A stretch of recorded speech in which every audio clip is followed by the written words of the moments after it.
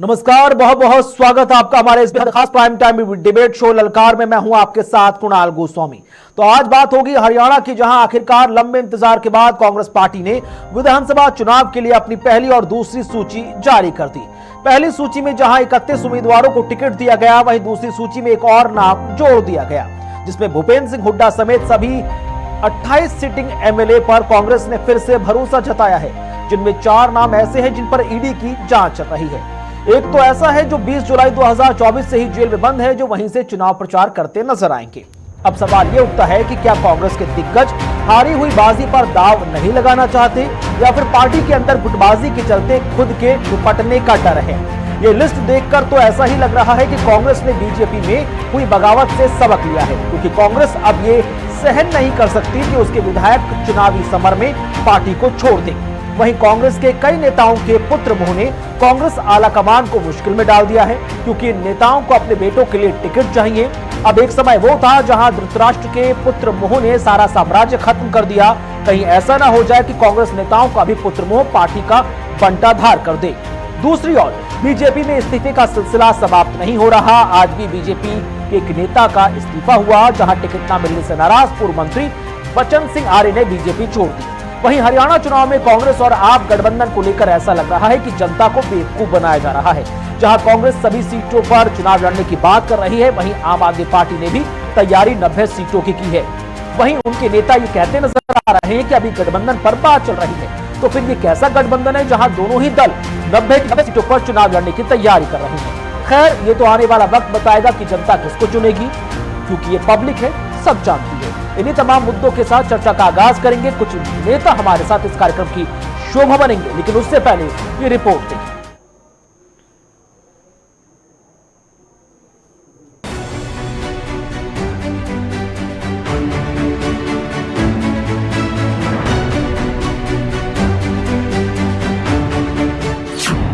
हरियाणा में आप कांग्रेस गठबंधन में दरार। आप सभी 90 सीटों पर लड़ेगी चुनाव। विधानसभा चुनाव के लिए सभी दल तैयार। बीजेपी कांग्रेस ने उतारे अपने उम्मीदवार। विधानसभा चुनाव की तारीख जैसे जैसे नजदीक आ रही है, वैसे वैसे सियासी घमासान और चुनाव प्रचार की रफ्तार जोर पकड़ रही है। हर दिन सियासत में नया भूचाल देखने को मिल रहा है, जहां एक और हरियाणा में आप और कांग्रेस के गठबंधन पर विराम लगता नजर आ रहा है और आम आदमी पार्टी हरियाणा के सभी 90 सीटों पर अपने उम्मीदवार उतारने की तैयारी कर रही है। पार्टी प्रवक्ता प्रियंका कक्कड़ ने कहा कि पार्टी हरियाणा के सभी 90 सीटों पर चुनाव लड़ेगी और इसकी घोषणा अगले 1 से 2 दिनों में हो सकती है। हम पूरी तरह से तैयार है सारी 90 सीट्स पर लड़ने को। आखिरी के 5 दिन में तो मेहनत नहीं करना शुरू करेंगे, काम तो चल ही रहा है। वहां पे आपको पता है, हम कुरुक्षेत्र से लड़े थे सुशील गुप्ता जी, और वहां पे उनका वोट भी 5,13,416 वोट था, शायद बहुत कम मार्जिन से डिफीट हुई थी। तो हमारा ये दिखाता है कि हमारा ग्राउंड पर संगठन वहां कितना मजबूत है। सीट्स भी हम अनाउंसमेंट भी शायद 1-2 दिन में हो जाए। Talks are ongoing and we are hopeful कुछ निष्कर्ष निकलेगा। सूत्रों की माने तो हरियाणा में आप और कांग्रेस के बीच में गठबंधन में बाधा आ गई है। प्रियंका कक्कड़ ने कहा, हरियाणा में हमारी तैयारी अच्छी है। सुनीता केजरीवाल जी बहुत पहले से ही हरियाणा में लगातार चुनाव प्रचार में जुटी हुई है। हालांकि कांग्रेस से हमारी बातचीत चल रही है। अभी कहना बहुत जल्दबाजी होगा। ग्राउंड जीरो पर हमारा संगठन मजबूत है। तो वहीं दूसरी ओर बीजेपी के बाद कांग्रेस पार्टी ने भी एक के बाद एक लगातार 32 उम्मीदवारों की 2 लिस्ट जारी कर दी है। पहले लिस्ट में 31 और अन्य लिस्ट में 1 प्रत्याशी को टिकट दिया गया। लिस्ट में भूपेंद्र सिंह हुड्डा समेत अपने सभी 28 सिटिंग विधायकों पर कांग्रेस ने फिर से भरोसा जताया। पहले लिस्ट में 5 महिलाओं और 3 मुस्लिम चेहरों को भी टिकट मिला है। पार्टी ने पहली लिस्ट में पानीपत की इसराना सीट से मौजूदा विधायक बलबीर सिंह वाल्मीकि के नाम का ऐलान नहीं किया था। 1.5 घंटे बाद उनकी टिकट की घोषणा अलग से की गई। हरियाणा बीजेपी कांग्रेस की लिस्ट। कांग्रेस में 2 लिस्ट और 32 नाम, जिसमें जाट की 9 सीटें, एससी की 9 सीटें, ओबीसी को 7 सीटें, मुस्लिम को 3, ब्राह्मण को 2, पंजाब में 1, सिख 1। शुक्रवार दोपहर 3:13 पर कांग्रेस में शामिल हुई पूर्व रेसलर विनेश फोगाट को जुलाना से उम्मीदवार बनाया गया। विनेश फोगाट का ससुराल जिंद जिले के बख्ता खेड़ा गांव में है, जो जुलाना विधानसभा सीट के तहत ही आता है। ये जाट बहुल सीट है। ऐसे में कांग्रेस की लिस्ट को लेकर बीजेपी हमलावर और हरियाणा के पूर्व गृह मंत्री अनिल विज ने जमकर निशाना साधते हुए कई बड़े सवाल खड़े कर दिए। तो वहीं उदित राज ने भी बीजेपी पर पलटवार कर दिया। हाँ, लिस्ट जारी की है कांग्रेस ने अपनी पहली, और उसमें कई दागी लोगों के नाम भी जारी किए। एक तो व्यक्ति जेल में है, उसके भी नाम जारी किए। इससे कांग्रेस की पसंद नापसंद का पता लगता है, कांग्रेस को क्या पसंद है। और कांग्रेस के तो भूपिंदर सिंह हुड्डा की जिनकी कल लिस्ट में नाम है, उनके ऊपर भी केस चल रहे हैं और अभी उनके केस से संबंधित 834 करोड़ रुपए की रिकवरी भी हुई है। तो अब लोग समझ रहे कि कैसे लोग आ रहे हैं कांग्रेस की तरफ से। फोगाट क्यों गई है? इसलिए कि जब वे अपने न्याय की लड़ाई लड़ रही थी तो कांग्रेस इसके साथ में थी। एक और दूसरी बात है कि बीजेपी में महिला लड़की सुरक्षित नहीं, एक मैसेज देने के लिए कि देश की महिलाएं और लड़कियां ये भारतीय जनता पार्टी के नेताओं से बचें। किस तरह से जो शोषक है, जो अन्याय करता, उसको ये प्रमोट करती है। और ब्रजभूषण शरण सिंह जिस तरह से अभी बयान दे रहे हैं, कोई न उनमें कोई शर्म है, न कोई नैतिकता है, कौन नहीं जानता है। बीजेपी भी पहले लिस्ट में यहां 67 उम्मीदवारों के नाम घोषित कर चुकी है, जिसमें जातिगत समीकरण का भी विशेष ध्यान रखा गया है। बीजेपी की जो पहली लिस्ट आई, जिसमें 67 नाम रखे गए, देखिए, जाट को 13 सीटें दी गई, एससी को 13, ओबीसी को 15, पंजाबी को 10, ब्राह्मण को 9, वैश्य 5, राजपूत 2, बिश्नोई 2। फिलहाल चुनाव को लेकर जहां एक और सभी राजनीतिक दल दावे और वादे कर रहे हैं, लेकिन जनता किसे सत्ता के सिंहासन पर बैठाने का काम करती है, ये तो आने वाला समय बताएगा।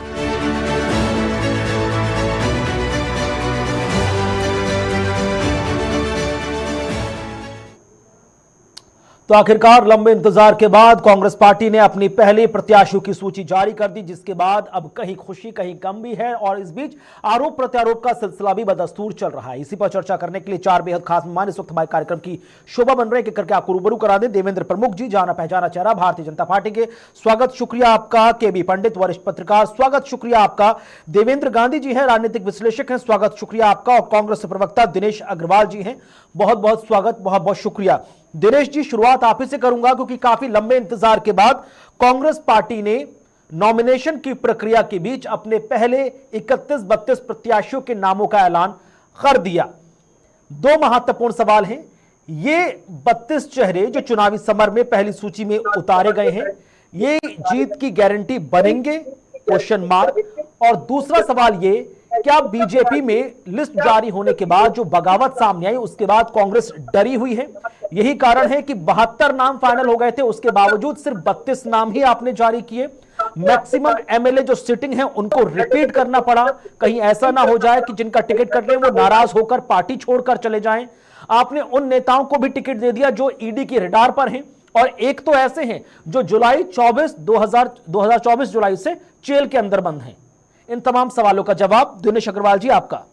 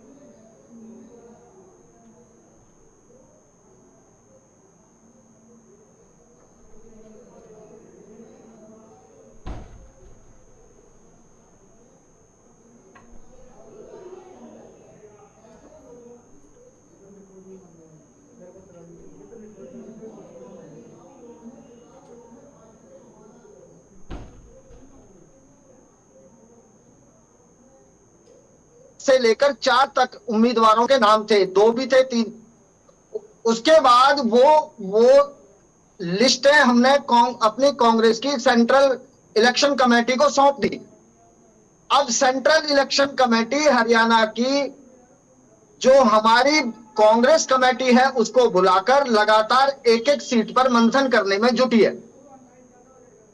और पहली जो लिस्ट है हमारी, जो 32 हमारे उम्मीदवारों की आई है, आपका जो मूल प्रश्न है कि हमने अपने 28 के 28 विधायकों को रिपीट क्यों किया, जब हमारे 28 विधायकों ने पिछले 5 साल से विपक्ष में रहते हुए। नहीं सर, मेरा जनता की सवाल आवाज 28 के 28 विधायक को रिपीट करने का नहीं था। मेरा सवाल यह था कि नॉमिनेशन की प्रक्रिया चल रही है, लगातार लेट हो रहा है। अगर कैंडिडेटों के नामों का ऐलान ही नहीं होगा तो वो नॉमिनेशन कब फाइल करेंगे, प्रचार कैसे करेंगे? ऐसे तो सभी इस कंफ्यूजन में है, मुगालते में है कि किसको टिकट मिलेगा। गोस्वामी जी, मैं एक बात आपकी जानकारी में लाना चाहूंगा कि जिस तरीके से पहले चुनाव की डेट 1 तारीख थी और नॉमिनेशन की डेट तो तब भी 5 तारीख थी, नॉमिनेशन की डेट तो आज भी वही है, लेकिन जो नया शेड्यूल आया है चुनाव आयोग का, उसमें तो आपको प्रचार के 4 दिन फालतू मिल गए। दूसरी बात, हरियाणा में जब नॉमिनेशन शुरू हुआ तो पहले दिन में पूरे हरियाणा से मात्र 11 आवेदन आए चुनाव आयोग के पास, तो देरी कहां है? और दूसरी बात मैं ये भी कहना चाहूंगा कि रेस में कौन तेज भाग रहा है महत्व नहीं रखता, रेस जीत कौन रहा है महत्व ये रखता है। नहीं, और जहां तक प्रश्न है, ठीक है, बात कंप्लीट कीजिए। जहां तक प्रश्न है इस बात का कि हमारी 32 की लिस्ट की, मुझे आश्चर्य इस बात का है कि मात्र 3 महीने पहले हरियाणा प्रदेश के मुख्यमंत्री करनाल से विधानसभा चुनाव लड़कर आए हैं। क्या 3 महीने में इतनी बड़ी घबराहट हो गई कि उन्हें अपना विधानसभा क्षेत्र छोड़कर भागना पड़ा? और आप ये देखिए कि भारतीय जनता पार्टी में घबराहट का आलम तो ऐसा है कि उनके प्रदेश अध्यक्ष की और मुख्यमंत्री की आपस में ठनी हुई है।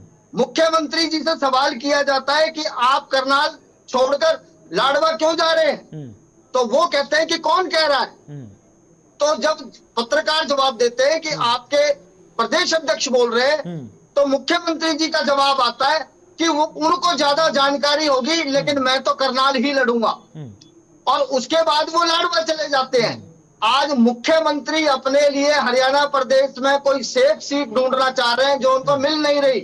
आज हालात ऐसे हैं, जब मुख्यमंत्री की ये हालात है, इनके दर्जनों पुराने नेता ऐसे हैं जो अपनी सीट छोड़कर दूसरी सीट पर चुनाव लड़ना चाहते हैं। ठीक है। और मैं एक बात और कहना चाहूंगा कि हरियाणा प्रदेश के जो मुद्दे हैं, आज ये जो Bharatiya Janata party non stop government की, ये वो कहते हैं कि नॉन स्टॉप गवर्नमेंट है। मैं मानता हूं नॉन स्टॉप है, बट नॉन स्टॉप हरियाणा अपराध में नॉन स्टॉप है, महंगाई में नॉन स्टॉप है, बेरोजगारी में नॉन स्टॉप है, भूखमरी में नॉन स्टॉप है, गरीबी में नॉन स्टॉप है, भ्रष्टाचार में नॉन स्टॉप है। आज भाजपा का कार्यकर्ता बिल्कुल हताश है, दुखी है, परेशान है, निराश है, और उसी की वजह से भाजपा और उसके जितने भी नेता हैं वो सब डरे हुए हैं, सहमे हुए हैं। आज भारतीय जनता पार्टी की ये हालत है कि देखिए, जब आप टिकटें डिक्लेयर करते हैं, ये स्वाभाविक है, पूरे देश के अंदर एक लोकतांत्रिक प्रक्रिया है ये। जब पार्टियां टिकटें डिक्लेयर करती हैं तो आपको 100 सीटों में से 2-4 सीटों पर नाराजगी देखने को जरूर मिलती है, परंतु नाराजगी और विद्रोह में एक बड़ा अंतर होता है। नाराजगी होना अलग बात है, कार्यकर्ता का हक है नाराज होना पार्टी से, क्योंकि उसने पार्टी की सेवा की हुई है, और पार्टी का हक है अपने रूठे हुए कार्यकर्ता को मनाना। लेकिन भाजपा में नाराजगी नहीं, भाजपा में तो विद्रोह है। आज भाजपा, और इसी विद्रोह से बचने के लिए आपने भी 72 नाम फाइनल होने के बावजूद सिर्फ 32 को ही जारी किया। ऐसा कुछ नहीं है। हमारी क्या सेंट्रल क्या बात इलेक्शन कर रहे हैं? 4-4 राउंड की मीटिंग हो चुकी है सीएससी की, और उसके बावजूद भी आप 32 सीटों को रिलीज कर रहे हैं। और इन तमाम चीजों के बीच दीपक बाबरिया को, फिर अगर सब कुछ इतना अच्छा चल रहा है तो आपके प्रदेश प्रभारी दीपक बाबरिया क्यों एकदम मायूस से नजर आए, क्यों रोते हुए नजर आए, क्यों उनको कार्यकर्ताओं को बोलना पड़ा कि भाई मैं माफी मांगता हूं कि मैं सबको संतुष्ट नहीं कर पाया, लेकिन हाँ इस बात की गारंटी देता हूं कि राहुल गांधी जी से आपको एक प्रशस्ति पत्र जरूर दिलवा दूंगा मैं। हाँ, मैं उनकी इस बात का निश्चित तौर पर जवाब दूंगा। आप ये देखिए कि परिवार के अंदर जो बाप होता है और उसके 5 बेटे होते हैं, शायद अगर उसके पास अगर ले देकर उसके पास 20-30 गज का एक मकान है, तो उसके 5-5 गज के टुकड़े नहीं कर सकता बाप। वो 25 गज का मकान एक ही बच्चे को देगा ना। लेकिन इसका मतलब उसकी बाकी चारों बच्चों से सहानुभूति खत्म नहीं हो गई, सहानुभूति 5 बच्चों से रहेगी। हमारे जिन कार्यकर्ताओं ने 5 साल भाजपा के कुशासन के खिलाफ संघर्ष किया है, मेहनत की है, आज उनका हक है टिकट मांगने का। लेकिन पार्टी तो को, सर अब यही बात तो बीजेपी पे भी लागू हो जाएगी ना, कि अगर 9 एमएलए के टिकट कटे हैं, जिनमें 2 मंत्री शामिल हैं, कई कार्यकर्ता हैं, कई जो प्रदेश कमेटी के अध्यक्ष हैं, अगर वो नाराज हो रहे तो उनको भी नाराज होने का हक है, क्योंकि वो भी एक संगठन चला रहे हैं। जो बात आप पर लागू होती है वही बात तो उन पर भी लागू हो जाएगी। उनके नेताओं का रूठना विद्रोह हो गया, आपके नेताओं का रूठना नाराजगी। मैं ये देखिए, विद्रोह किसे कहते हैं? विद्रोह जो भाजपा में धड़ाधड़ इस्तीफों का दौर चला, जहां पर आपने तो सर ये भी तो देख लीजिए ना कि उन्होंने 90 में से कितनी सीटों का ऐलान कर दिया, आपसे लगभग डबल है, और आप बच रहे हैं कि नाराजगी विद्रोह में ना बदल जाए, इसलिए फूंक फूंक कर कदम रखेंगे और लास्ट मोमेंट तक हम एक एक टिकट रिलीज करेंगे, ताकि नॉमिनेशन के दौरान वक्त ही ना मिले इतना विद्रोह करने का। गोस्वामी जी मेरी बात सुनिए, मैं ये कह रहा हूं कि लोकतांत्रिक प्रक्रिया में चाहे नेता हो चाहे पार्टी हो, ठीक है, उसको अगर जनता उसको विपक्ष में बिठाने का काम करती है, तो उसका काम यह है कि आप विपक्ष में बैठे हो, जनता के एक सवाल का जवाब दीजिए, एक सवाल का जवाब दीजिए सर। आपने जो 32 उम्मीदवारों की सूची जारी की है, आपने जरा चेक किया? ये जिताऊ है, नो डाउट, मैं सबकी लिस्ट लेकर बैठा हूं, मगर कितने वोटों से जीत रहे हैं सर? ये कालका से प्रदीप चौधरी जी 5,931 वोटों से जीत रहे हैं। असम से शमशेर सिंह गोगी जी 1,703 वोटों से जीत रहे हैं। खरखौंदा से जयवीर सिंह जी 1,544 वोटों से जीत रहे हैं। गोहाना से जगबीर सिंह मलिक जी 4,152 वोटों से जीत रहे हैं। आप देखिए ना, पूरी सूची छोड़िए। पुहाना से मोहम्मद इलियास जी 816 वोटों से जीत रहे हैं। सर इतना माइनर डिफरेंस है, हाउ कैन यू से कि ये चीजें गारंटी दे रहे हैं कि आप इस बार बहुत बंपर जीत तय होगी? सर गोस्वामी जी, इस देश के अंदर एक ऐसा भी दौर आया था जब देश के बहुत ही कद्दावर नेता माननीय अटल बिहारी वाजपेयी भी अपनी सीट हार गए थे, लाल कृष्ण आडवाणी भी अपनी सीट हार गए थे। तो मैं ये कहना चाहता हूं कि पिछले चुनाव का जो परिणाम था, उसको आप 2000 से अगर कंपेयर करते हैं, तो आप फिर ये भी कंपेयर कर लीजिए कि अभी 3 महीने पहले लोकसभा चुनाव के अंदर भारतीय जनता पार्टी हरियाणा के 19,812 बूथों में से 10,072 बूथों पर चुनाव हारी, ठीक है, और एक बूथ पर भाजपा के 40 इनके पन्ना प्रमुख होते हैं। तो यानी भाजपा के 4 लाख से ज्यादा पन्ना प्रमुख हरियाणा में चुनाव हार गए। ठीक है, आज पिछले 4 साल में जो इन्होंने देश के अन्नदाता के साथ किया है, जो इन्होंने बहन बेटियों के साथ किया है, जिस तरीके से पूरे हरियाणा प्रदेश के हर शहर में, कस्बे में, ठीक है, अब ये जो तमाम चीजें बता रहे हैं, मैं लौटूंगा आपके पास। सर आपका इतना कॉन्फिडेंस हाई है, मैं समझने का प्रयास करूंगा कि आखिरकार आपके कॉन्फिडेंस के पीछे का राज क्या है। लेकिन देवेंद्र प्रमुख जी, तमाम बातें जो यहां पर कांग्रेस नेता कह रहे थे, दिनेश अग्रवाल जी, वो आपने तो सुनी, लेकिन लगे हाथ पहला सवाल ये, कांग्रेस की जो 32 उम्मीदवारों की सूची जारी की है, क्या उसने बीजेपी को टेंशन में डाल दिया है? क्योंकि कांग्रेस आरोप लगा रही है कि पिछले 10 साल से पानी पी पी कर बीजेपी जो आरोप कांग्रेस पर लगाती थी कि परिवारवाद भारी पड़ रहा है, दल बदलुओं को मौका दिया जा रहा है, मौका परस्ती जमकर हो रही है, वो सब सर आपकी लिस्ट में भी नजर आया 67 उम्मीदवारों की। देखिए कुणाल सर, सबसे पहले तो मैं ये कहूंगा कि जो भी प्रत्याशी, जो उम्मीदवार बनाए गए हैं, वो बिल्कुल भारतीय जनता पार्टी ने सोच समझकर उनका पूरा निष्कर्ष लेकर के बाद बनाया है। और हमारे यहाँ उम्मीदवारों का ये भी ध्यान रखा जाता है कि उनका पूरा बैकग्राउंड जो है वो तैयार होता है और किस तरह से जो है काम करते हैं, जनता के बीच में उनकी क्या छवि है। जिस तरह के मित्र हमको आक्षेपित कर रहे हैं, आपसे 10 मिनट की बात में उन्होंने 15 मिनट 10 मिनट की बात में 8 मिनट बीजेपी की बात की है लगातार कि हमने क्या किया है। आप जो है एक बार अपनी तरफ देख लेंगे तो फिर हमें बताने की जरूरत नहीं पड़ेगी। आपने वो सब क्लियर कर दिया, बहुत अच्छी बात है कि आप कैसे कैसे कितनी सीटें जीते, वो भी ठीक है। लेकिन हम वहाँ तीसरे पैटर्न के लिए जिस तरह चुनाव कर रहे हैं, आज भारतीय जनता पार्टी जो 2014 के बाद तीसरी बार सेंटर की जो राजनीति कर रही है, वो पूर्ण बहुमत की सरकार है एनडीए के गठबंधन के माध्यम से। और डबल इंजन की हम बात करते हैं, हमने जो शासन और सुशासन हरियाणा को दिया है, उसका ही ये परिणाम है कि तीसरी बार भी सब हम ही से लड़ रहे हैं, चाहे वो कांग्रेस हो, चाहे वो आप हो, या कोई अदर और गठबंधन जितने भी हैं, सबकी जो है टक्कर एक है भारतीय जनता पार्टी से। तो हमें इस बात पर विचार करने की, चिंतित होने की जरूरत नहीं है कि होने वाला क्या है चुनाव। मैं ये कह रहा हूं कि हम इतिहास दोहराने जा रहे हैं, शानदार तरीके से हरियाणा में पूर्ण बहुमत की सरकार बनाने जा रहे हैं और सारे मुद्दों का जवाब देते हुए सुशासन की भी बात करते हैं। आप कंपेयर कर अपने शासन से देख लीजिए, हमें जरूरत नहीं पड़ेगी। गुणगान हम करें तो अच्छे नहीं लगे, जनता का मामला है भाई, जनता जनार्दन है जी। गुणगान हो रहा आज उसी का परिणाम है कि मोदी जी जो विश्व के पटल पर जो पहले नंबर के नेता हैं और जिन जिन प्रदेशों में हमारी सरकार चल रही है, आज अपने से कंपेयर करके देख लीजिए कि क्या हालात हैं आपके। ये चीज जो है चैनल पर बैठकर ये कड़ी आवाज में बात कर ये झूठ तूफान बोलकर कितनी देर, आप एक बार निकाल कर देख लिए कितने दागदार चेहरे आपके हैं और कितने हमारे हैं। आपको अभी क्लियर पता चल जाएगा कि किस तरीके की मंशा है आप लोगों की। और वही बात आप जातियों की, धर्म की बात करते हैं, टिकट उठाकर देख लीजिए किस तरह से आप बांटते हैं, कैसा व्यक्ति विशेष का ध्यान रखते हैं। तो आप जो है हमारे पे अपना देखिए कंपेयर करके कि हमने कौन कौन सी चीज को मैनेज किया है, किसकी कितनी हिस्सेदारी है। ना किसी जाति का धर्म ले रहे, ना किसी का धर्म की बात कर रहे, जिसकी जितनी हिस्सेदारी बनती है उनके हिसाब से भी हमारी पार्टी सोचकर चलती है। और निश्चित आने वाला समय जो है ये 8 तारीख में क्लियर हो जाएगा कि भारतीय जनता पार्टी ने कैसी सरकार हरियाणा में चलाई और कैसी देश में चलाई है। आप लोगों ने नारा दिया नॉन स्टॉप हरियाणा, आप लोगों ने नारा दिया तीसरी बार बीजेपी सरकार, लेकिन आपने अपने 2 मंत्रियों समेत 9 एमएलए के टिकट काट दिए। आपने ये स्थिति तक बना दी कि बाहर से आए नेताओं पर आपने ज्यादा भरोसा जताया, अपनों को आपने भरे मंच पर रोने के लिए छोड़ दिया। क्या उन लोगों की मेहनत का, उन लोगों के जज्बे का, उन लोगों की कर्मठता का, उन लोगों के विश्वास का सर कोई मोल नहीं है? अब आप ये चीज कैसे सुनिश्चित करेंगे कि जो लोग वाकई में नाराज होकर भरे मंच पर रो रहे हैं सर इतनी मेहनत करने के बावजूद, उनको कैसे आप दिलासा देंगे सर?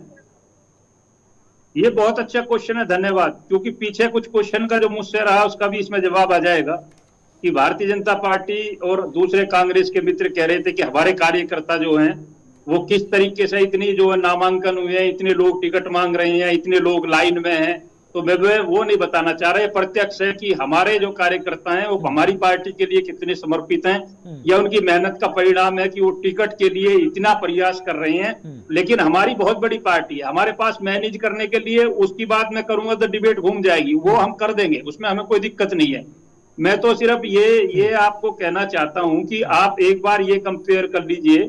अब भाई आप परिवार की और उसकी बात करते, ये हमारी हिम्मत है कुणाल सर कि हम परिवार नहीं देखते, हम जाति धर्म नहीं देखते, हम कार्यकर्ता देखते हैं। नहीं सर, हम जो जनता की मांग होती है उस पर चलते हैं। हाँ। यही फर्क है कि हम किसी का भी टिकट जो है कभी भी काट सकते हैं, चाहे वो सेंटर का मिनिस्टर हो या वो आपके प्रदेश का मिनिस्टर हो या कोई बड़ा नेता हो। लेकिन ये कांग्रेस में हिम्मत नहीं है कि वो एक परिवार से निकलकर बाहर, और इन्होंने हमें आईना दिखाया। अगर कांग्रेस पार्टी परिवार से बाहर नहीं निकल रही तो कुलदीप बिश्नोई जी के बेटे भव्य बिश्नोई को टिकट क्यों दिया? किरण चौधरी की बेटी श्रुति चौधरी को टिकट क्यों दिया? राव इंद्रजीत जी के बेटे आरती साहब को टिकट क्यों दिया? करतार भडाना के मनमोहन भडाना जी को टिकट क्यों दिया? और सतपाल सांगवान के बेटे सुनील सांगवान को टिकट क्यों दिया? और वो भी तब आपने तो ये फॉर्मूला रखा था ना सर कि एक परिवार से एक ही व्यक्ति को टिकट दिया जाएगा। तो किरण चौधरी जी राज्यसभा सांसद है और उनकी बेटी श्रुति चौधरी को आपने विधानसभा से टिकट दे दिया। तो इस फॉर्मूले पर भी जवाब दे दीजिए। देखिए ये जिस आप कह रहे हैं ना, ये परिवार नहीं होता। परिवार ये होता है कि जिस दिन से पार्टी बनी है ना, देश आजाद हुआ है, एक ही पार्टी का मुखिया है कांग्रेस का, और वो है गांधी परिवार। ये होता परिवारवाद। ये नहीं है कि किसी पार्टी में एक बड़े नेता के पुत्र को टिकट मिल गया अगर वो उस योग्य है। परिवार पर जाओगे तो बहुत खिंच जाएगी। मैं यही बोलता हूँ कि परिवार से बाहर निकलकर ये कभी लोग नहीं आ सके, ना इन लोगों में हिम्मत है, और जीवन में निकलने की हिम्मत ये दिखा भी नहीं सकते। चलिए, केबी पंडित जी, देवेंद्र गांधी जी, बहुत बहुत स्वागत आप लोगों का ललकार कार्यक्रम में। केबी पंडित जी, शुरुआत आप ही से करूंगा। हरियाणा विधानसभा चुनाव में एक एक करके तमाम सीटों पर कांग्रेस बीजेपी अपने अपने उम्मीदवार जारी करते नजर आ रहे हैं। ये हरियाणा का जो चुनाव है सर, इसे किस दोराहे पर आप खड़े हुए देख रहे हैं? बीजेपी कह रही कि 10 साल का जो शासन रहा वो नॉन स्टॉप हरियाणा के नाम रहा, हमने हर एक क्षेत्र में विकास के कीर्तिमानों को स्थापित किया है, और यही कारण है कि तीसरी मर्तबा फिर से लोगों ने मोदी जी के नाम पर विश्वास जताया, उन्हें दिल्ली में बैठाया और यहां पर नायब सिंह सैनी जी को भी तीसरी बार मौका मिलेगा। कांग्रेस कह रही कि ये जो 10 साल रहे ये वाकई में नॉन स्टॉप रहे, लेकिन यहां पर महिला अत्याचार नॉन स्टॉप होते रहे, बेरोजगारी यहां पर बढ़ती रही, कई ऐसे इलाके रहे जो नशे के हब में तब्दील होते हुए नजर आए, इंडस्ट्रियलाइजेशन के नाम पर चीजें चौपट होती हुई नजर आई और किसानों की जो नाराजगी है वो भी नॉन स्टॉप बढ़ती गई। केबी पंडित जी, सबसे पहला आपका जवाब। पहले हरियाणा के चुनाव पर चर्चा करने से पहले जो परिदृश्य है चुनाव का इस समय ये है 4-5 पार्टियां मैदान में, जजप्पा है, इनेलो है, आम पार्टी है, बसपा है। अब समझौता किससे होता किससे नहीं होता एक अलग बात है, लेकिन जो 4 पार्टियां हैं जो विपक्ष में हैं, क्षेत्रीय पार्टियां कहलाती थी, जो उनकी राजनीति में जो इस समय दिखाई दे रहा है उनमें उनका कोई महत्व नहीं दिखाई दे रहा। इस चुनाव में सीधा मुकाबला बीजेपी और कांग्रेस के बीच है। ठीक है, मोटी बात यह है। दूसरी बात यह है, हरियाणा में जो चुनाव का चर्चा चली है तो उसमें मैं दोनों पार्टियों की टिप्पणी करना चाहूंगा। बीजेपी 10 साल से पावर में, उनके 9.5 साल मुख्यमंत्री रहने वाले मनोहर लाल खट्टर जी हैं। इस वर्तमान मुख्यमंत्री नायब सिंह सैनी हैं। नए प्रदेश अध्यक्ष बनाए एक महीने पहले ही मोहनलाल कौशिक हैं। ये जो सारे चीज बनाई है, आज स्थिति ये है, अब हरियाणा में जो लोकल मुद्दों पर चुनाव होता है विधानसभा का, ये राष्ट्रीय दृश्य नहीं देखा जाता। लोकल मुद्दों में ये है जो मेरे भाई ने बताई, मैं कह रहा हूँ बेरोजगारी की समस्या बड़ी है, किसान नाराज हैं, पंच सरपंच नाराज हैं, सरकारी कर्मचारी नाराज हैं, आंगनवाड़ी और आशा वर्कर के रोज प्रदर्शन हो रहे हैं। ऐसी स्थिति में बीजेपी को बड़ा संघर्ष करने का इस समय माहौल है। और मोटे बात ये कहूँ कि इस समय दौर होता है। 1919 में दौर था बीजेपी का, उस समय सेंटर में बीजेपी की सरकार धड़ल्ले से बनी थी, 303 सीटें मिली थी लोकसभा में। ठीक है, इस बार ऐसी स्थिति नहीं है।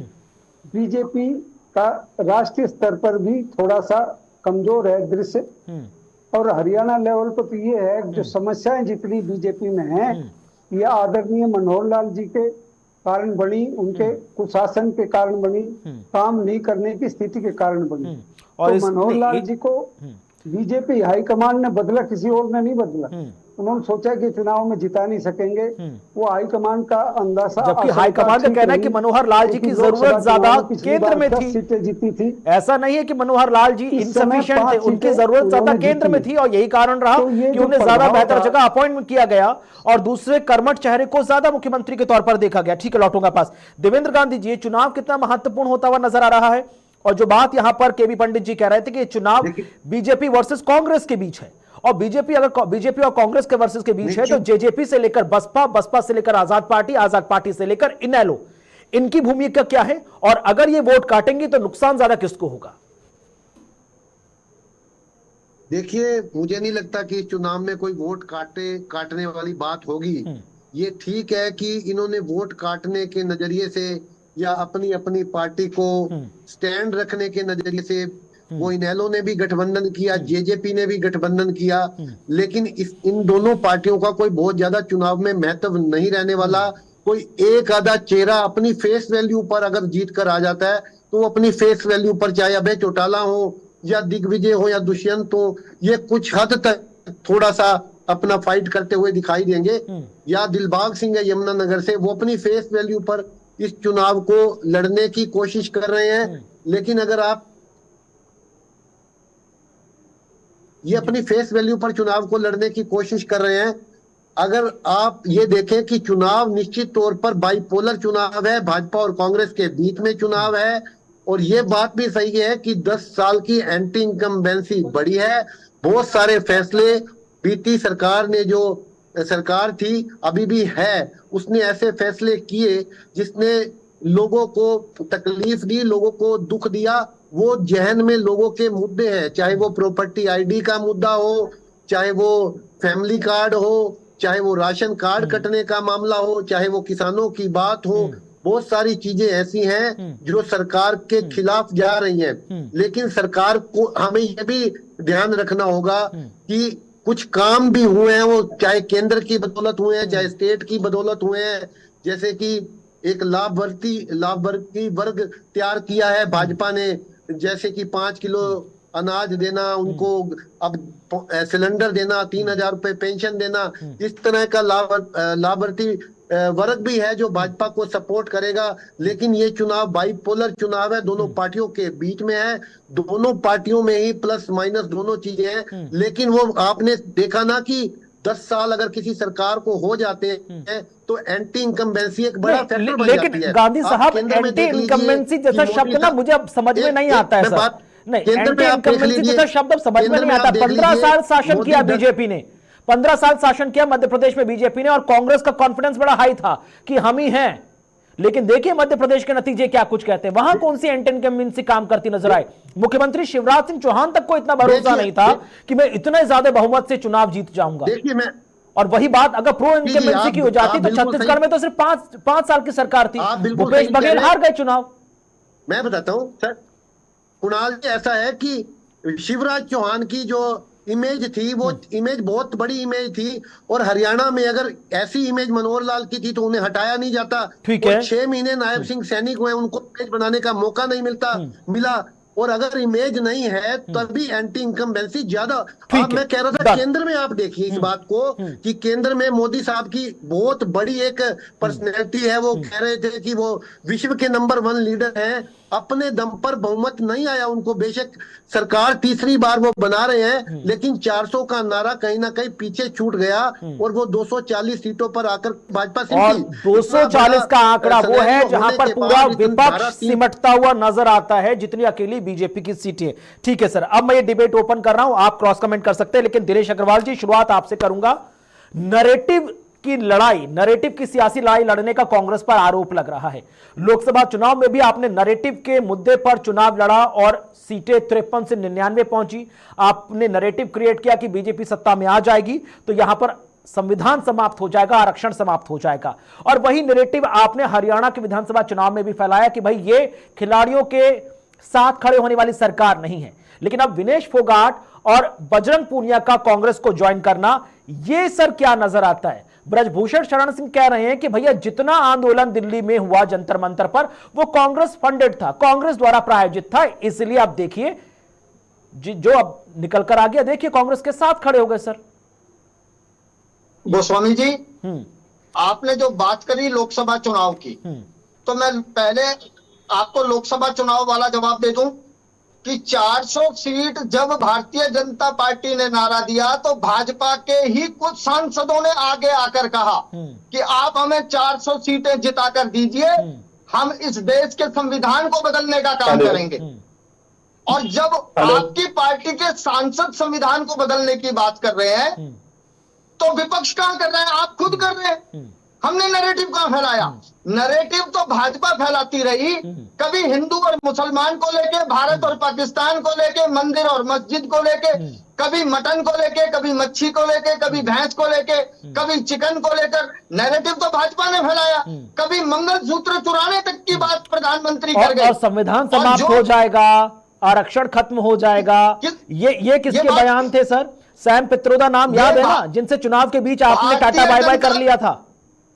मैं ये कह रहा हूं 400 सीट आप हमें दीजिए, हम इस देश का संविधान बदलेंगे। ये भाजपा के सांसदों ने तो शुरू किया। होकर जब आप कहते हो संविधान बदल दिया जाएगा, मैं आपके आरक्षण खत्म कर दिया जाएगा, मैं कह रहा हूं मैं आपके बीच में नहीं बोल रहा। एक वर्ष की बात करते हो, बहुसंख्यक पर जब बात आती है तो हिंदू मुसलमान की बात करने लगते हो, जब अल्पसंख्यक की बात आती है तो डंके की चोट पर बोलते हो कि अल्पसंख्यक के साथ खड़े हैं। इस देश में अगर इन संसाधनों पर पहला किसी का अधिकार है तो अल्पसंख्यक का है। ऐसे बड़े वाणी आपके नेता और आपकी पार्टी के प्रधानमंत्री तक देते हैं, तब आप इस पर क्या कहना चाहेंगे?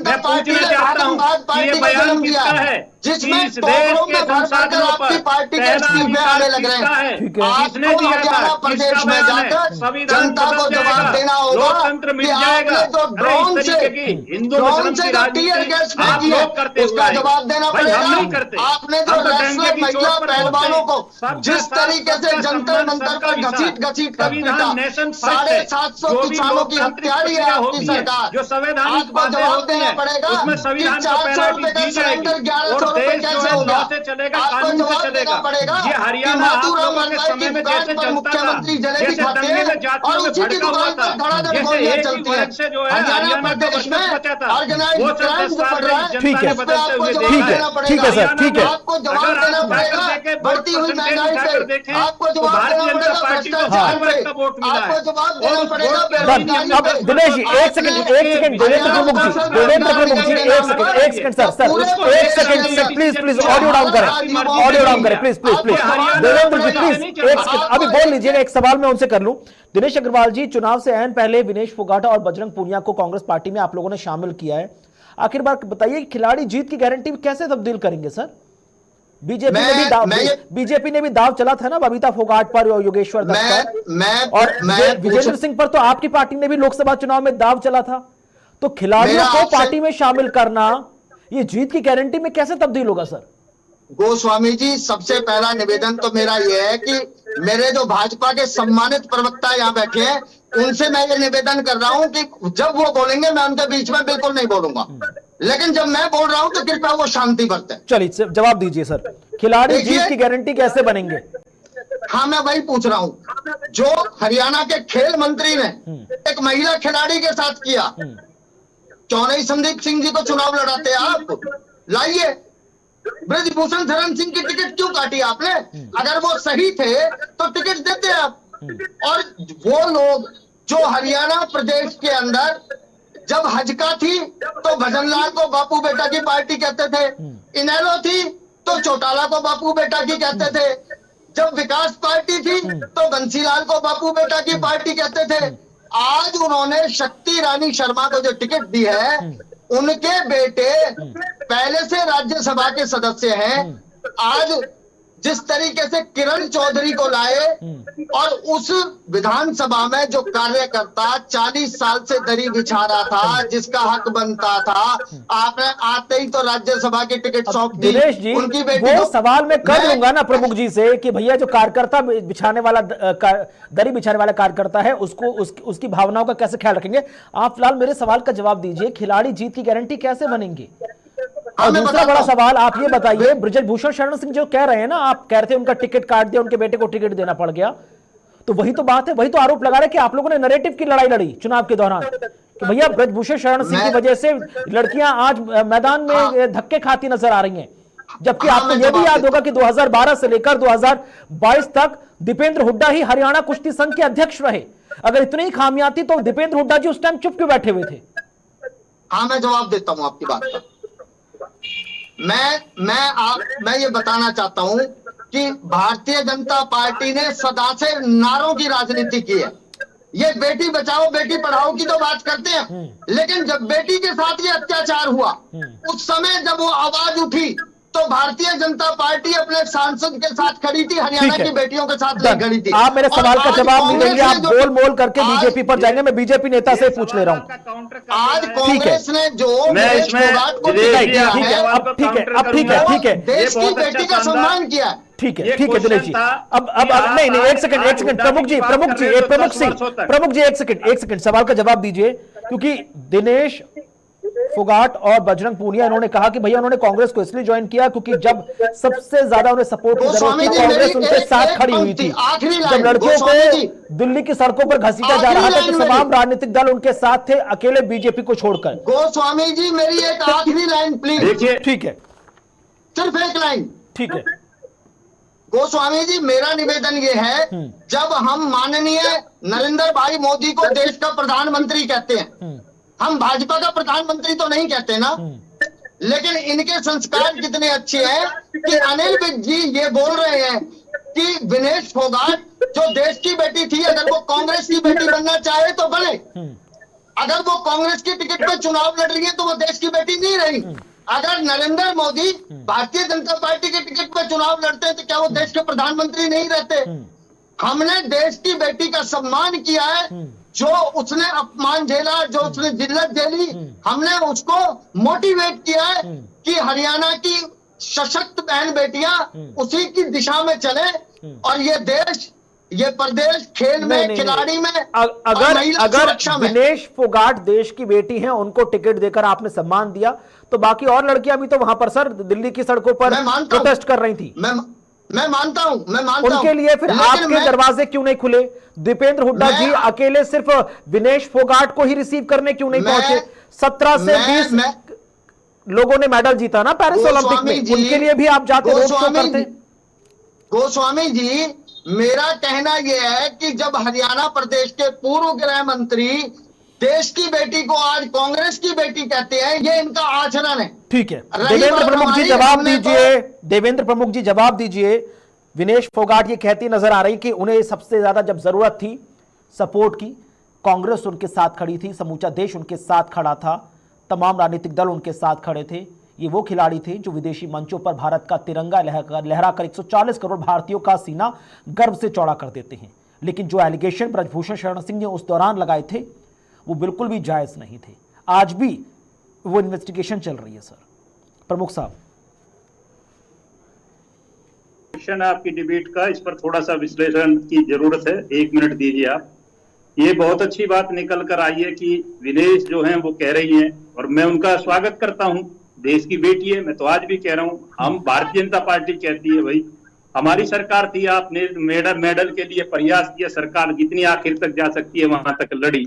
आप कहने के लिए कोई भी कुछ कह सकता है। अगर विनेश फोगाट को लगता है या बजरंग पूनिया को लगता है, या मैं तो ये कहता हूं कि व्यक्ति विशेष को लगता है, एक ही जाति हरियाणा का, देखिए बुरा मानने की जरूरत नहीं, हरियाणा मेरे बराबर का राज है, मैं उत्तर प्रदेश पश्चिम का निवासी हूँ, हरियाणा मेरे से लगता हुआ है, सोनीपत की मात्र कुछ दूरी है। हरियाणा को मैं बहुत अच्छी तरीके से जो बिलोंग करता हूँ जानता हूँ, इसलिए मुझे पूरा जो है ये हरियाणा का पूरा आंकलन है।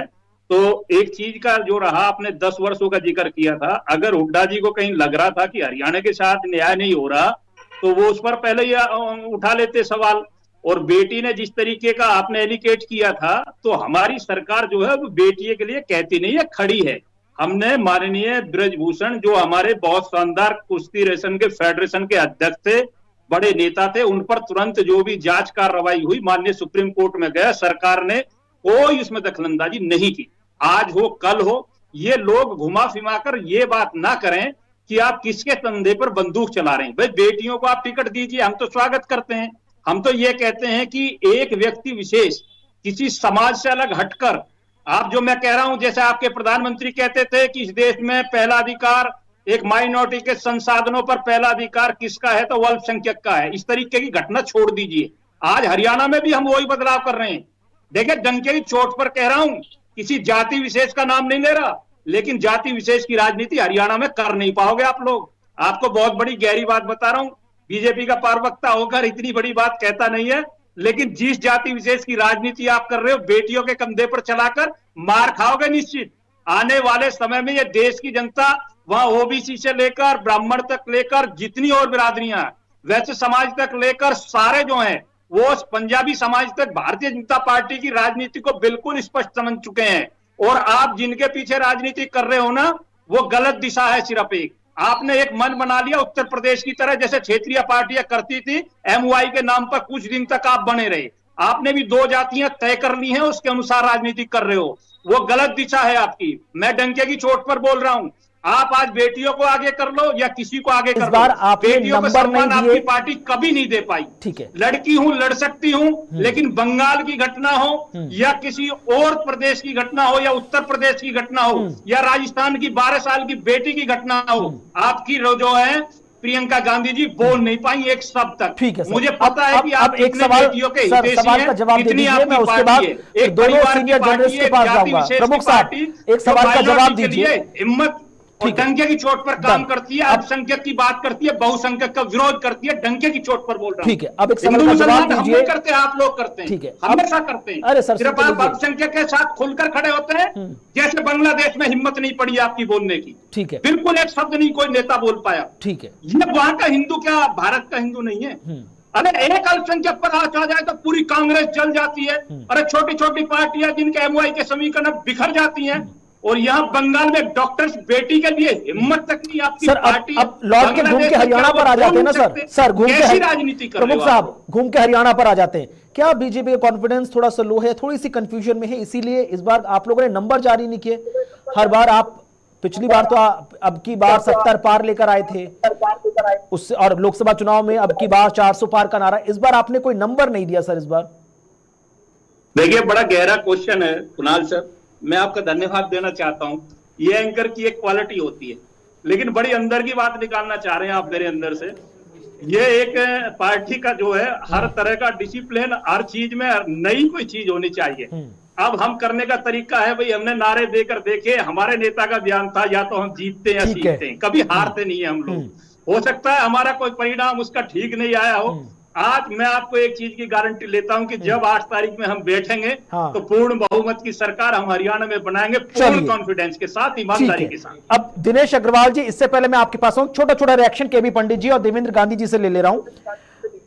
सर गांधी सर, ये जो इलेक्शन है आपने सुन लिया, दोनों प्रवक्ताओं को सुन लिया, अब आप ये बताइए कि ये जो ऊपर ऊपर की पॉलिटिक्स नजर आ रही है, मुद्दों की राजनीति नजर आ रही है, आम जनता किस हिसाब से सोच रही है सर? क्या उनके जहन में ये सब चीजें हैं, या वाकई में वो पहले से ही एक नैरेटिव डिसाइड कर चुकी है कि भैया हमने लोकसभा चुनाव में आधी आधी सीटें बांट दी थी बीजेपी कांग्रेस को, लेकिन यहां पर एक क्लियर मैंडेट हम दे देंगे?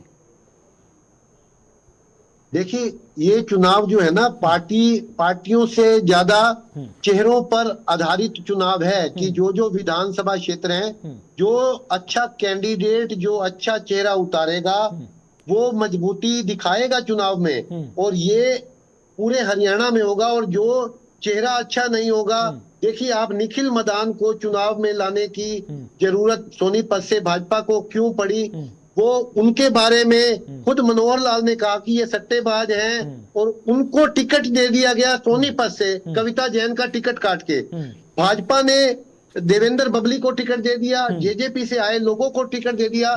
दोनों ही राजनीतिक दल एक थैली के चट्टे बट्टे हैं। दोनों ही राजनीतिक दल, जो आपने विनेश का सवाल पूछा, अपनी अपनी सहूलियत की राजनीति दोनों राजनीतिक दल करते हैं। जिनको जो सूट करता है वो करते हैं। मैं ये सवाल करूंगा, लेकिन एक सवाल और है सर गांधी सर, एक सवाल और है। नहीं है गांधी सर, एक सवाल और। बीजेपी इस पूरे चुनाव में अकेली ही पड़ती हुई नजर आ रही है, अकेले चुनाव लड़ रही है। उसका सामना आप देखिए कौन कर रहा है, जेजेपी और आजाद पार्टी, बसपा और इनेलो गठबंधन में, और तीसरा गठबंधन है कांग्रेस का और आम आदमी पार्टी का।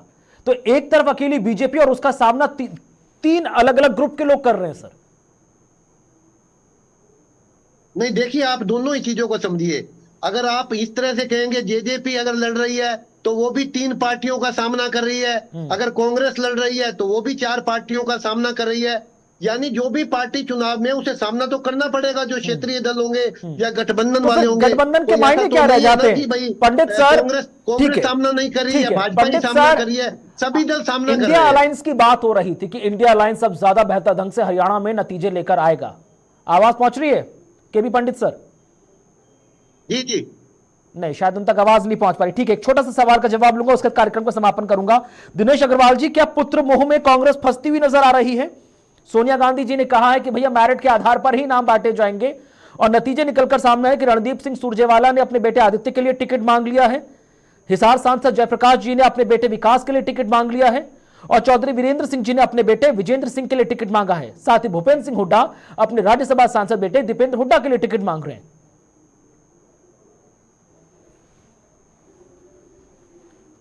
भाजपा के प्रवक्ता ने आरोप लगाए, पहले उनका जवाब देना बहुत जरूरी है। ठीक है। उन्होंने कहा कि हम अल्पसंख्यक की राजनीति करते हैं। क्या वो यहां से चैनल से उठ के जाने से पहले वो बता के जाएं कि पाकिस्तान में बिन बुलाए जाकर बिरयानी खाने का काम कौन करता है, बिन बुलाए जाकर। और रही बात ये कह रहे थे जो बंगाल की घटना का, मैं पूछ रहा हूं क्या मणिपुर इस देश से बाहर का हिस्सा है? जो मणिपुर के हालात रहे, प्रधानमंत्री, गृह मंत्री, पूरा का पूरा सेंटर का जो। ठीक है सर, मैं लौटूंगा आपके पास। इस वक्त की बड़ी खबर, लखनऊ में बड़ा हादसा हुआ है, शहीद पथ पर बिल्डिंग गिरी है, कई लोग फंस गए हैं। बड़ी खबर, मौके पर राहत और बचाव कार्य जारी है।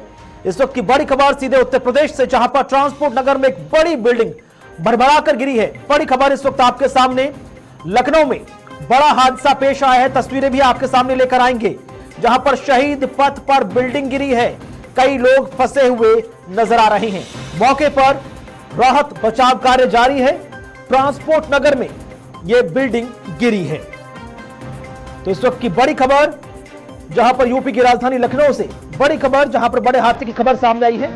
शहीद पथ पर बिल्डिंग गिरी, कई लोग फंसे हैं। मौके पर राहत और बचाव कार्य इस वक्त चल रहा है। तो इस वक्त की बड़ी खबर, जहां पर लखनऊ में स्थित ट्रांसपोर्ट नगर में बड़ी खबर।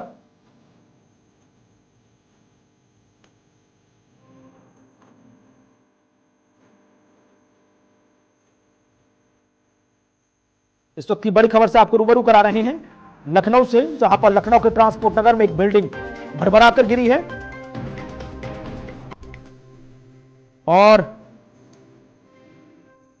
कई लोगों के फंसे होने की बात सामने आई है। बड़े स्तर पर राहत और बचाव कार्य इस वक्त चल रहा है।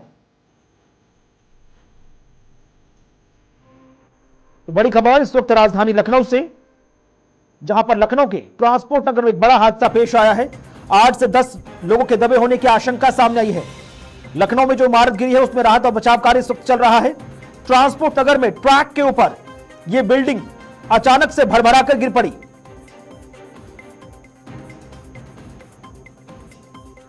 तो बड़ी खबर,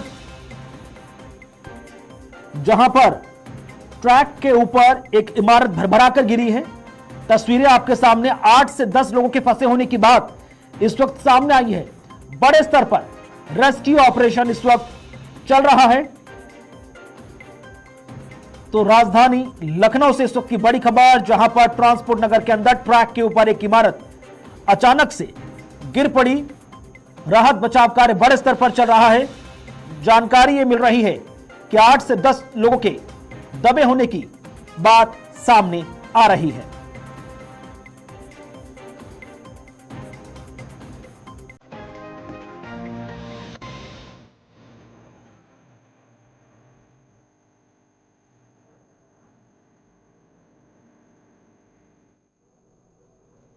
रजा अब्बास हमारे साथ जुड़ रहे। रजा, ताजा जानकारी साझा कीजिए। लखनऊ के ट्रांसपोर्ट नगर में एक खबर सामने आई है, जहां पर ट्रैक पर एक इमारत भरभराकर नीचे गिरी है।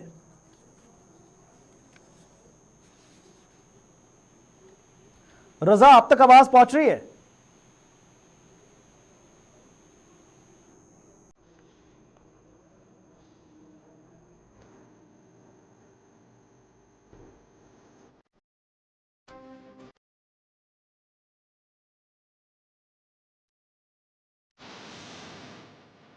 जहां पर शहीद पथ पर ट्रैक के ऊपर एक बिल्डिंग गिरी है। 8 से 10 लोगों के दबे होने की आशंका सामने आई है। राहत और बचाव कार्य इस वक्त चल रहा है।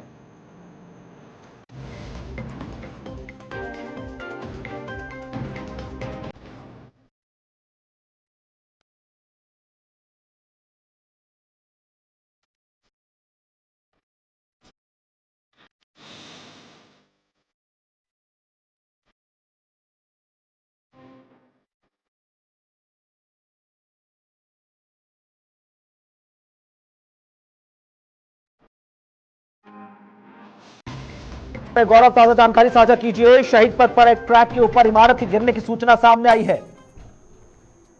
बड़ा हादसा है। इससे बड़ा हादसा अब तक राजधानी लखनऊ में देखने को कभी नहीं मिला।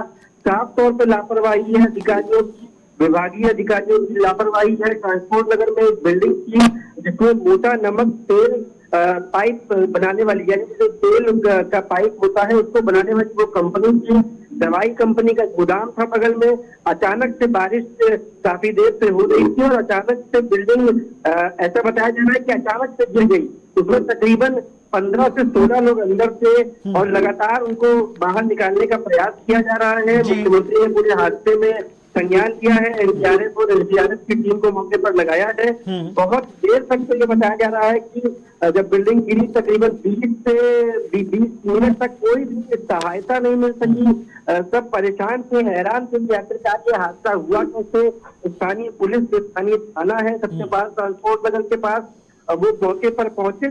थाने पर इतनी स्थायी पुलिस नहीं होती है कि वो मौके पर इस तरीके के किसी रेस्क्यू ऑपरेशन को कर सके। तत्काल रूप से मामला आगे बताया गया, जब ये मीडिया में आया तो जाहिर तौर पे मुख्यमंत्री ने इस पर संज्ञान लिया और फिलहाल जो लोग अंदर फंसे हैं उनको निकाले जाने का प्रयास किया जा रहा है। जी गौरव, जानकारी मिल रही है लेकिन लगभग 10 लोगों के आसपास लोग इसमें फंसे हुए हैं। राहत के लिए कितने बड़े पैमाने पर ऑपरेशन इस वक्त चल रहा है? देखिए, ये लंबा ऑपरेशन चलेगा। जहां तक ये जानकारी मिल रही है तकरीबन 15 से 16 दिन से फिलहाल 10 लोगों के फंसे होने की सूचना मिल रही है। लेकिन ये हादसा आखिरकार क्यों हुआ, कैसे हुआ, एग्जैक्ट क्या टाइमिंग रहा, इसका एकदम एग्जैक्ट इन्फॉर्मेशन अभी फिलहाल नहीं निकल पा रही है। लेकिन ये हादसा बेहद गंभीर है, बेहद बड़ा हादसा है। 3 माले की बिल्डिंग, 3 फ्लोर की बिल्डिंग, बगल में गोदाम अचानक से ढह जाना अपने आप में बड़ा सवाल है कि आखिरकार ट्रांसपोर्ट नगर जैसी जगह जहां पर न जाने पूरे देश भर के न जाने कितने ट्रक, न जाने कितनी बड़ी मात्रा में उद्योगों का सामान आता है, वहां से ट्रांसपोर्ट होता है, लोडिंग होती है, अनलोडिंग होती है, इतनी बड़ी चूक कैसे हो गई? बिल्डिंग अगर डिमोलिश होने वाली थी, गिरने वाली थी, तो पहले से क्या अधिकारियों को पता नहीं था? क्या एलडीए को नहीं पता था, नगर निगम को नहीं पता था, या किसी ने पहले कोई कार्रवाई की नहीं की? फिलहाल अब ये सब गौरव, राजधानी लखनऊ की खबर है, पूरी सरकार वहां पर रहती है, पूरी कैबिनेट वहां पर रहती है, क्या कुछ संभावना नजर आ रही है? बड़े आला अधिकारी से लेकर नेता मंत्री तक सब पहुंचेंगे, उम्मीद बन रही है? देखिए, फिलहाल की बात अगर मैं करूं तो मौके पर फिलहाल अभी कोई नेता, मंत्री, अफसर, फिलहाल जो पुलिस के आला अफसर हैं वो बेहद तौर पर पहुंच चुके हैं, नगर निगम की टीम भी पहुंच चुकी है, लेकिन कोई मंत्री, कोई इस तरीके का चेहरा भी देखने को नहीं मिला है। लेकिन फिलहाल सवाल ये है कि आखिरकार कैसे बचे हुए। बिल्कुल, लगातार ये मैटर ऑफ इन्वेस्टिगेशन है, जहां पर आखिरकार 3 मंजिला इमारत भरभरा कर नीचे आके गिरी। लखनऊ के ट्रांसपोर्ट नगर की खबर है, जहां पर शहीद पथ पर अचानक से एक इमारत ट्रैक पर आकर गिर गई, जिसके बाद अभी लगभग 8 से 10 और लोगों के फंसे होने की आशंका सामने आई है, जिसको लेकर बड़े स्तर पर जो रेस्क्यू ऑपरेशन है वो चल रहा है। यार, छोटे से ब्रेक के लिए, ब्रेक के बाद भी खबरों का सिलसिला जारी है। नमस्कार।